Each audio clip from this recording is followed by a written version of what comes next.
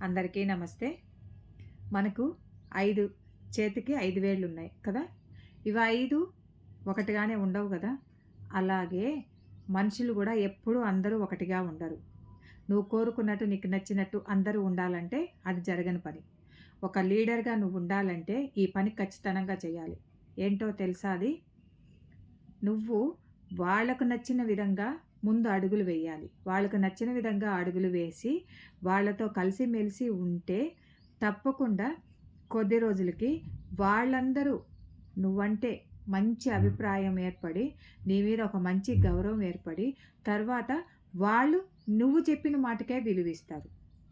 నువ్వేం చెప్తే అదే జరుగుతుంది. వాళ్ళకిష్టమైనది ఆలోచించరు. నీకిష్టమైన దాని గురించే ఆలోచిస్తారు. నీకు నచ్చినట్టు చెయ్యాలనే ఆలోచిస్తారు. సింపుల్ అది. దీని దగ్గర ఏ పేచీలు ఉండవు, తగాదాలు ఉండవు. ఒక మంచి వ్యక్తిత్వం ఏర్పడుతుంది. సో, ఇలా ట్రై చేసి చూడండి.